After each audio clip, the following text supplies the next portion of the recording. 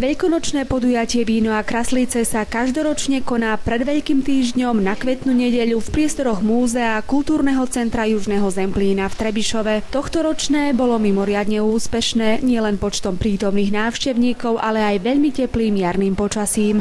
Podujatie slávnostne otvorila riaditeľka Trebišovského múzea spolu s primátorom mesta Trebišov. Trebišovčania sa inšpirovali tvorbou šikovných rúk výrobcov, ktorí v kaštieli zdobili veľkonočné kraslice mnohými tradičnými, ale i modernými technikami.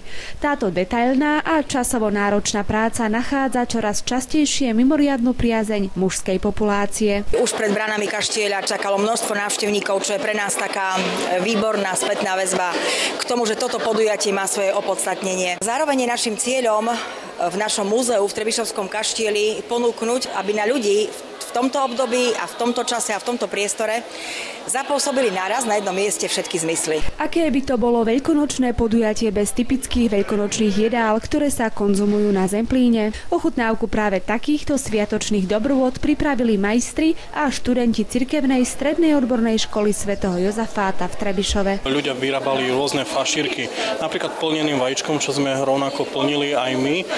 Ďalej je tam plnka alebo klobása. Už keď sme išli do tých moderných, čo je napríklad paradajka plnená vajíčkovou zmesou alebo smotanová želatina plnená vajíčkom a špenátom. Ešte je tu aspik, ktorý je plnený buď rajčaním alebo šunkou a zeleninou. Brinzová roláda, špenátová roláda, je tam šunka udená, samozrejme cvikla. Aj počas 6. ročníka podujatia bolo prezentované slávnostné stolovanie charakteristické pre kultúru 4 pohraničných štátov.